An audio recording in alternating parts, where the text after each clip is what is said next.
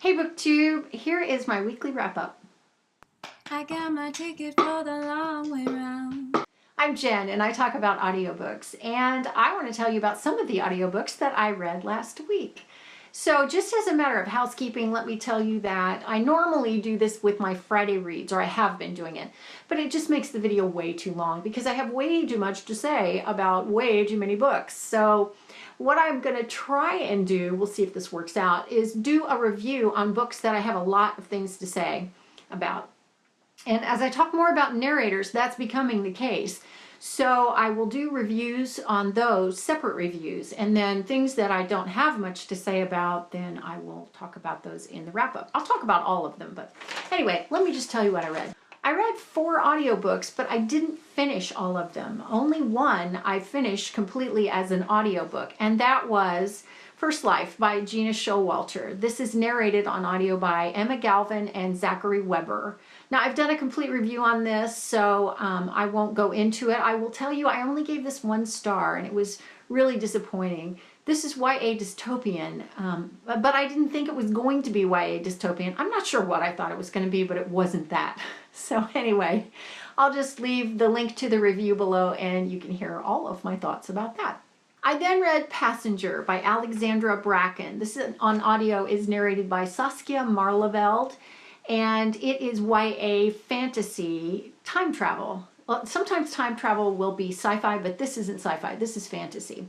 I loved this book. I gave it 4 stars, even though I started it on audio but didn't finish it on audio. I finished it as an ebook, and I would recommend that you do that too, for all the reasons I will tell you in the review I did about it, so I will also link that below. Then I listened to The Gamble by Kristen Ashley. This on audio is narrated by Emma Taylor, and again, I started it on audio, but I finished it as an ebook, and I did that for reasons, again, that I will explain in a review, and I gave that one 3 stars. I started When It Rains by Lisa de Jong on audio. This is narrated by Jennifer Mack. And I ended up DNFing this book, so I did not rate it. This is new adult contemporary romance with a focus on social issues. This follows a young girl who in the very first chapter, you find out she's been raped, and so she has to get over that, and she has a best friend that's in love with her, and she's kind of in love with him. And then later on in the story, there's another guy that enters in, and it becomes a love triangle. So I had no problems with this book in terms of the narration. Jennifer Mack did an excellent job. She was really great at lending the angst that this book had to have on audio. It's full of a lot of angst. And so no problems there. Her voicing of the characters were spot on. I really liked the way she did the straight line narration, one event to the next. And overall, I thought she was just an excellent narrator. Now, I ended up DNFing this book because, you know, I was reading right along, listening right along to the book, and then we came pretty early on into a point where the main character looks at this best friend that she's been in love with, who's in love with her, and makes a decision about their relationship based on what she thinks is the best thing for him. She's thinking, oh, it'll kill me, it's so hard, it's gonna hurt him, but it's the best thing for us. Okay, I hate that.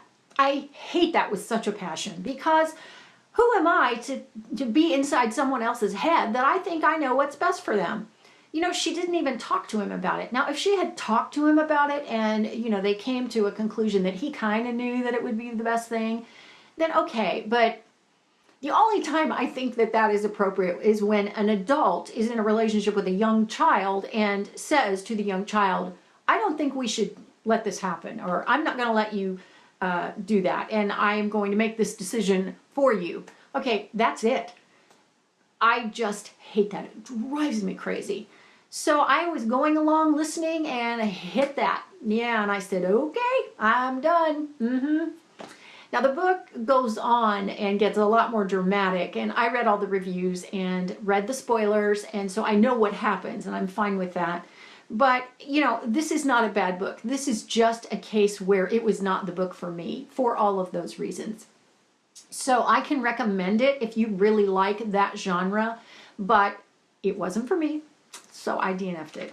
I read two very short books. One was Something Beautiful, which is a novella that winds up the entire Beautiful Disaster, Walking Disaster, and then all the companion beautiful books by Jamie McGuire.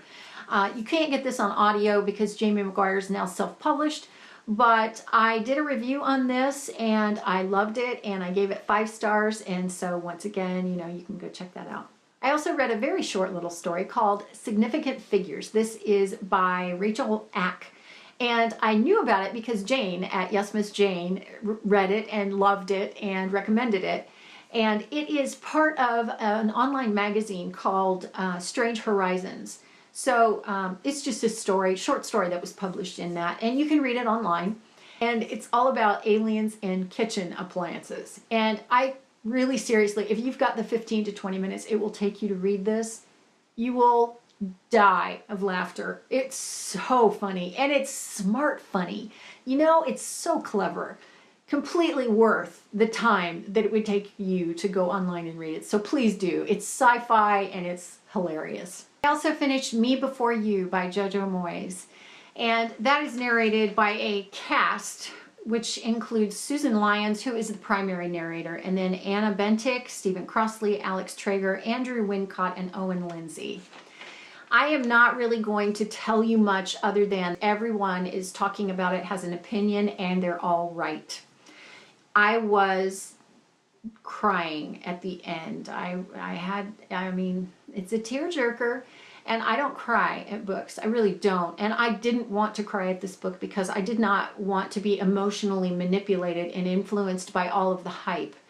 And yet, I didn't want to be closed off from it and not have an emotional response to it either. And I certainly did. And it's just so well written there at the end. It was so hard to read. So, yeah, total tearjerker. And like I say, I'm not going to tell you much about it because everybody else has been telling you about it.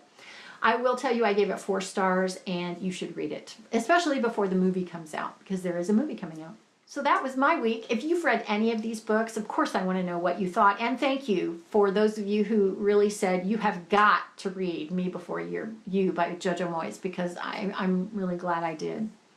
Let me know what you thought. Let's talk about it in comments. And that's it for now for me. I will see you next time. Thanks for watching. When I'm gone, you're gonna miss me when I'm gone. You're gonna miss me by my walk. You're gonna miss me by my talk. Oh, you're gonna miss me when I'm gone.